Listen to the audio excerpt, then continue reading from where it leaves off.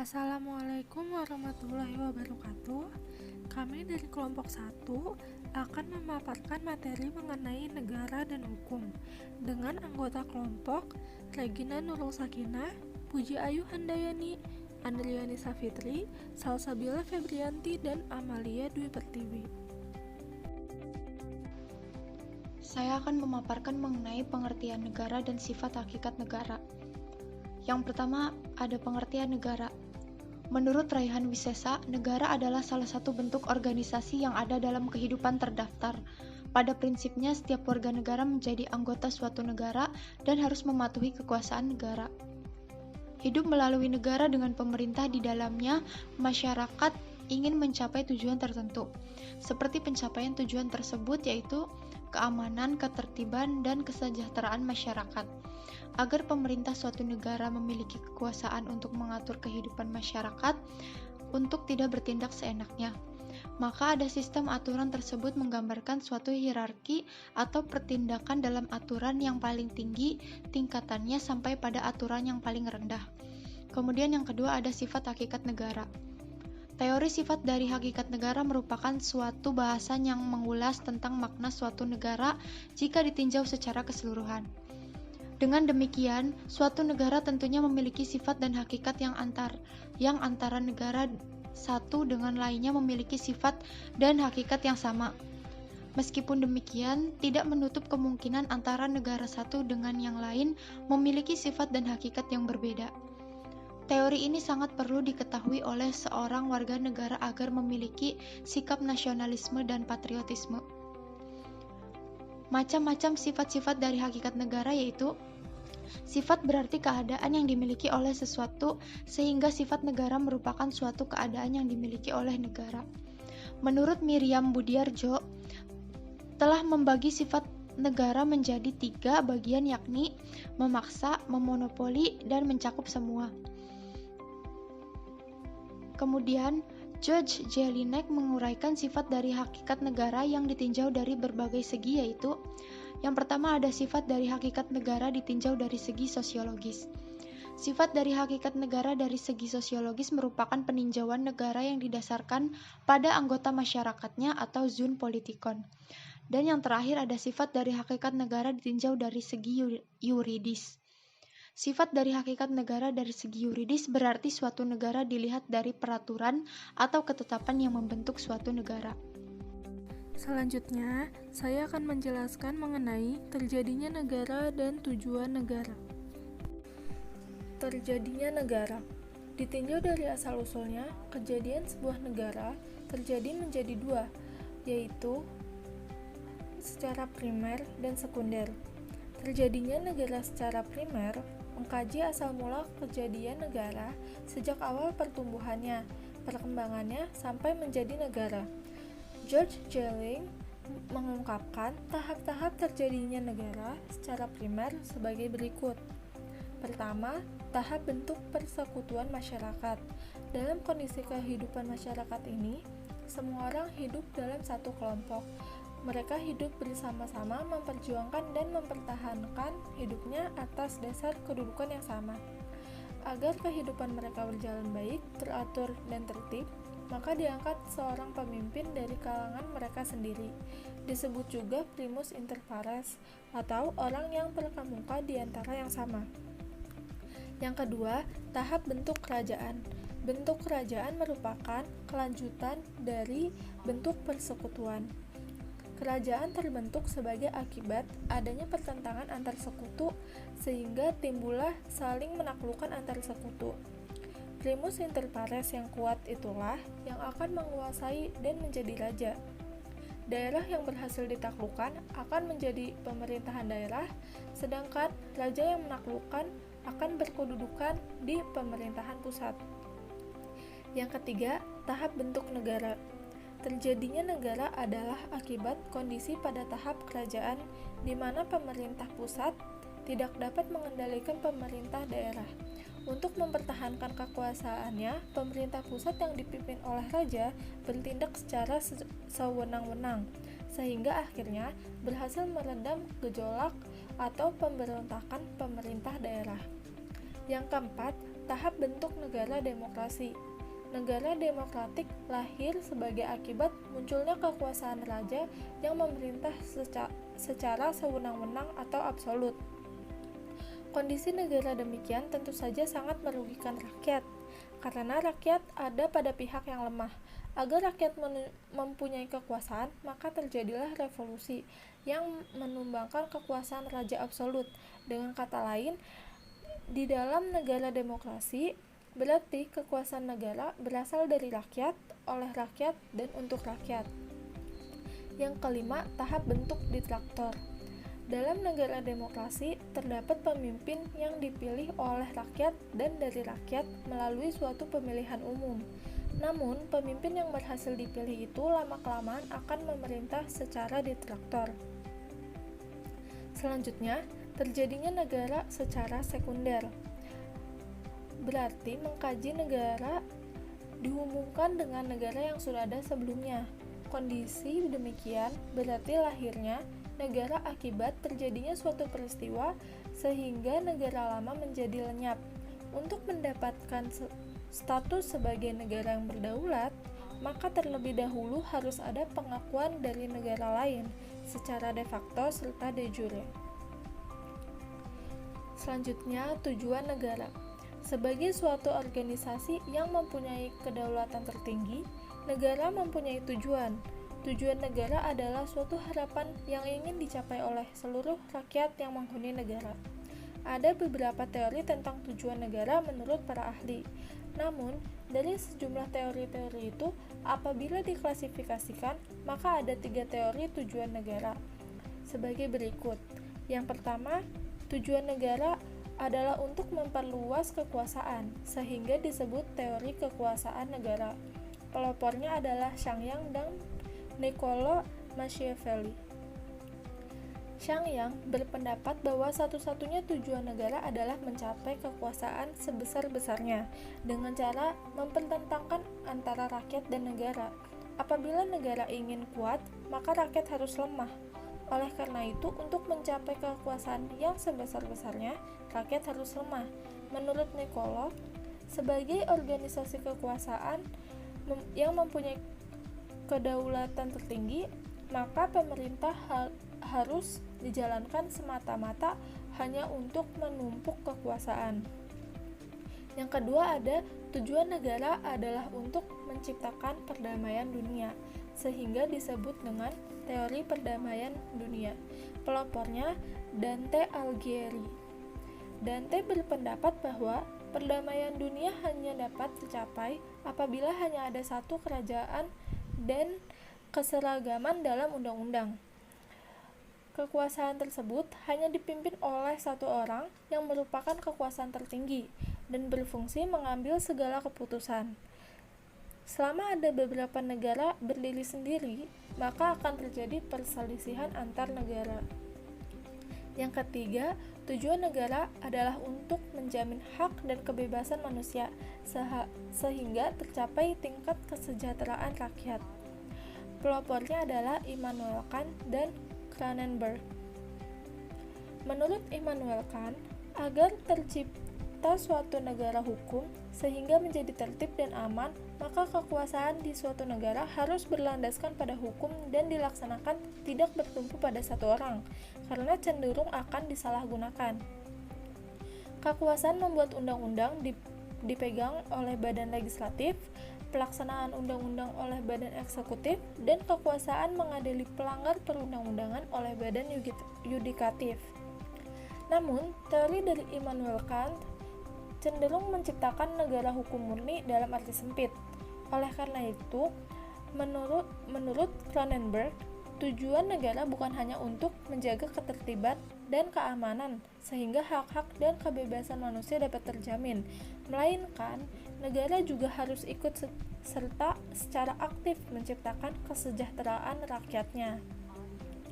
Tujuan negara Indonesia sendiri adalah yang pertama, melindungi segenap bangsa Indonesia dan seluruh tumpah darah Indonesia, memajukan kesejahteraan umum, mencerdaskan kehidupan bangsa, dan ikut serta melaksanakan ketertiban dunia yang berdasarkan pada kemerdekaan, perdamaian abadi, dan keadilan. Selanjutnya, saya akan menjelaskan tentang fungsi negara. Negara juga merupakan suatu wilayah yang memiliki suatu sistem atau aturan yang berlaku bagi semua individu di wilayah tersebut dan berdiri secara independen. Secara umum, fungsi negara ada 4 macam, antara lain yaitu yang pertama ada fungsi ketertiban atau keamanan. Fungsi ketertiban atau keamanan adalah negara berperan dan bertindak sebagai stabilisator untuk mencapai tujuan bersama dan untuk mencegah terjadinya bentrokan masyarakat. Fungsi pelaksanaan ketertiban ini hadir untuk mengatur masyarakat agar tercipta kehidupan bernegara yang baik sesuai dengan tujuan dan cita-cita negara. Yang kedua ada fungsi pertahanan. Fungsi pertahanan adalah bahwa negara merupakan pelindung yang mempertahankan berbagai serangan baik itu dari dalam ataupun luar. Oleh sebab itu, untuk menjalankan fungsi ini, negara memerlukan perangkat pertahanan yang mumpuni. Yang ketiga ada fungsi keadilan. Fungsi keadilan adalah bahwa negara merupakan penjamin keadilan bagi masyarakat melalui lembaga-lembaga terkait yang telah diberikan wewenang khusus. Yang terakhir ada fungsi kemakmuran atau kesejahteraan. Fungsi kemakmuran atau kesejahteraan adalah fungsi di mana negara berperan aktif dalam mencapai kesejahteraan dan kemakmuran hidup masyarakat. Selanjutnya, saya akan menjelaskan tentang pengertian hukum. Hukum adalah sebuah peraturan, ketentuan, dan ketetapan yang telah disepakati oleh masyarakat dan para penegak hukum yang harus dilaksanakan sebaik-baiknya, mengandung sanksi tertentu untuk ditetapkan pada pelanggar hukum tersebut. Peraturan-peraturan yang disebut hukum bukan hanya mengatur hubungan antara manusia yang satu dengan manusia yang lainnya, tetapi juga mengatur hubungan manusia atau warga negara dengan negara, serta mengatur organ-organ negara dalam menjalankan pemerintahan negara. Secara umum, hukum terbagi menjadi 2, yaitu hukum privat dan hukum publik. Hukum privat yaitu hukum yang mengatur hubungan antara manusia atau individu yang menyangkut kepentingan pribadi, misalnya masalah jual beli, sewa menyewa, dan pembagian waris.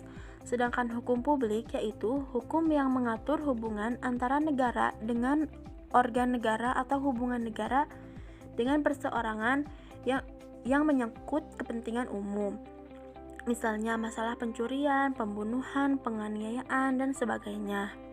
Peraturan-peraturan hukum, baik yang menyangkut kepentingan pribadi maupun kepentingan umum, harus dilaksanakan dan ditegakkan dalam kehidupan masyarakat dan negara. Apabila segala tindakan pemerintah atau yang berwajib dalam suatu negara menjalankan tugas sesuai dengan hukum dan dilandasi oleh hukum yang berlaku, maka negara tersebut disebut sebagai negara hukum.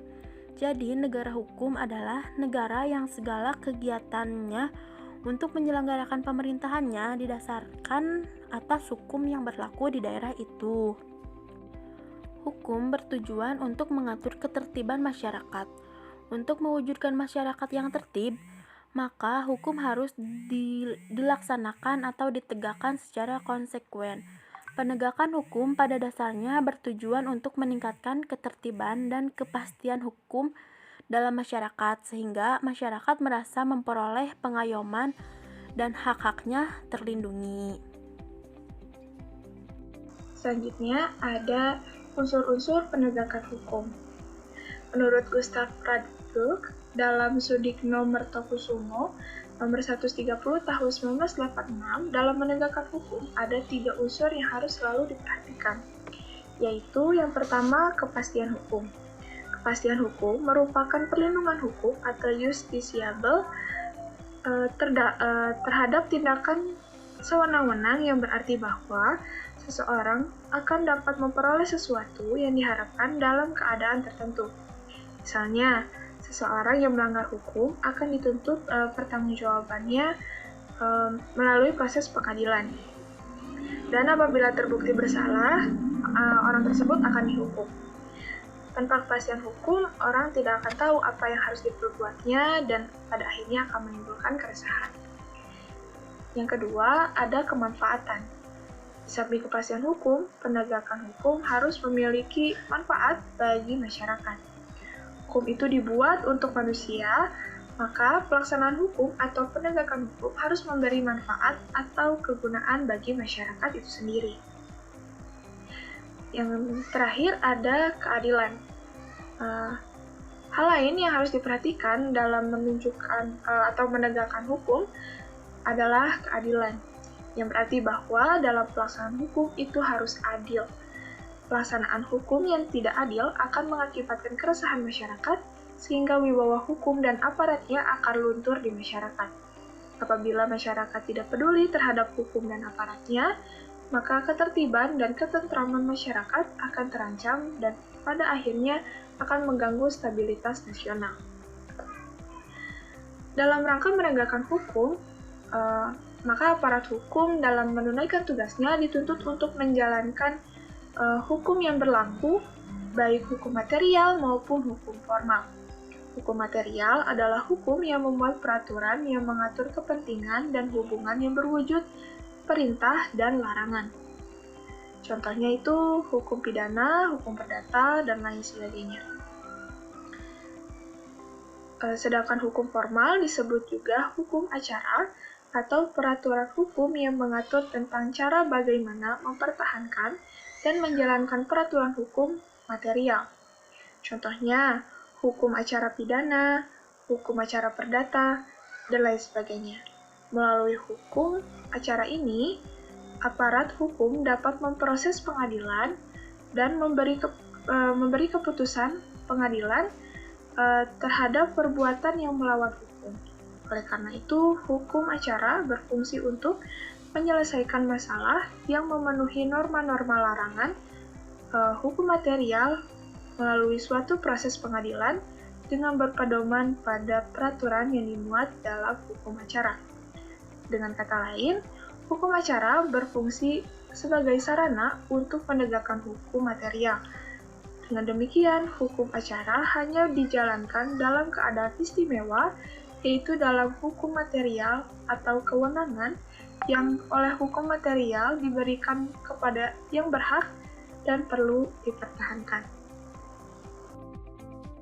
Lembaga aparat hukum yang pertama, Kepolisian Negara Republik Indonesia. Salah satu aparat hukum adalah kepolisian. Lembaga yang pertama ini sudah sangat familiar dengan masyarakat. Keberadaannya bersinggungan langsung dengan masyarakat. Ada banyak unit yang berada dalam Lembaga Kepolisian Republik Indonesia. Misalkan saja unit cybercrime yang melindungi masyarakat dari kejahatan pelanggaran hukum di dunia maya, dan Satlantas, Satuan Lalu Lintas yang mengatur mengenai kehidupan lalu lintas di jalanan umum. Fungsi dari kepolisian sudah ditetapkan oleh pemerintah, berarti keberadaannya telah dijamin pula oleh pemerintah. Menurut Pasal 2 Undang-Undang Nomor 2 Tahun 2002 tentang Kepolisian Negara Republik Indonesia, menyebutkan bahwa kepolisian adalah salah satu fungsi pemerintahan negara di bidang pemeliharaan keamanan dan ketertiban masyarakat, penegakan hukum, perlindungan, pengayoman, dan pelayanan kepada masyarakat. Kepolisian Negara Republik Indonesia biasanya juga membantu keberlangsungan lembaga-lembaga pemerintah lain, contohnya mengawal otoritas jaksa keuangan atau OJK dan direktorat jenderal lain yang membutuhkan bantuan pengawalan hukum. Keberadaan kepolisian sudah merata, mulai dari tingkat pusat hingga tingkat daerah-daerah. Di daerah ada satuan kepolisian yang biasa disebut dengan Satpol PP atau Satuan Polisi Pamong Praja. Satuan ini biasanya menegasi hukum dan ketertiban masyarakat agar kehidupan dalam bermasyarakat di daerah tersebut tetap aman dan tentram. Yang sering diangkat oleh media massa adalah aksi Satpol PP yang seringkali menertibkan PKL atau pedagang kaki lima liar serta para gelandang dan pengemis yang merusak tata kota dan kenyamanan umum. Kemudian ada Mahkamah Konstitusi atau MK. MK atau Mahkamah Konstitusi menangani kasus-kasus hukum di meja peradilan. Lembaga ini sangat berperan dalam penegakan hukum. Alasannya sederhana saja, meja peradilan adalah ujung yang memutuskan perkara atau ditindaklanjuti, terutama persengketaan yang memang belum ada jurisprudensinya. Keberadaan Mahkamah Konstitusi baru disahkan mulai tahun 2003 dengan menuangkan poin mengenai Mahkamah Konstitusi ke dalam undang-undang. Undang-Undang Nomor 24 Tahun 2003 yang disahkan di bulan Agustus tahun tersebut mengatur tentang Mahkamah Konstitusi. subjek dari Mahkamah Konstitusi yaitu Hakim Konstitusi. Hakim yaitu orang yang memiliki wewenang menghakimi suatu perkara. Hakim di Mahkamah Konstitusi boleh menyandang jabatan selama 2 periode, di mana setiap periodenya memiliki jangka waktu 5 tahun.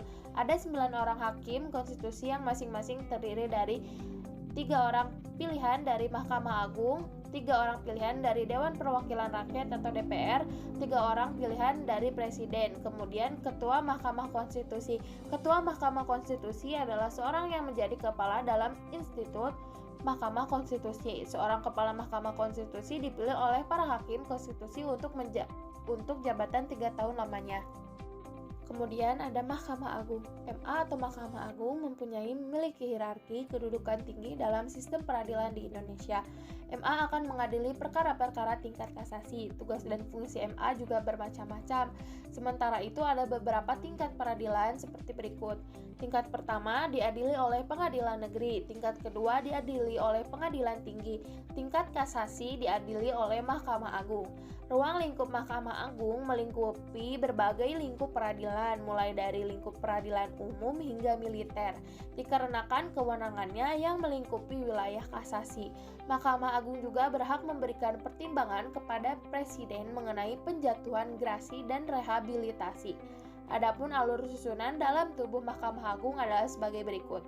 Calon Hakim Agung sama dengan calon Hakim Agung adalah kandidat hasil usulan Komisi Yudisial atau KY kepada DPR, akan tetapi pengesahannya dilakukan oleh Presiden. Hakim Agung berisikan maksimal 60 orang anggota yang dapat diambil berdasarkan karir kehakiman atau profesionalitas akademik. Ketua Mahkamah Agung hanya berjumlah 1 orang dari sekian anggota Hakim Agung. Di samping itu, jabatan sebagai ketua dapat juga diusulkan oleh Presiden langsung yang diambil dari kalangan profesional.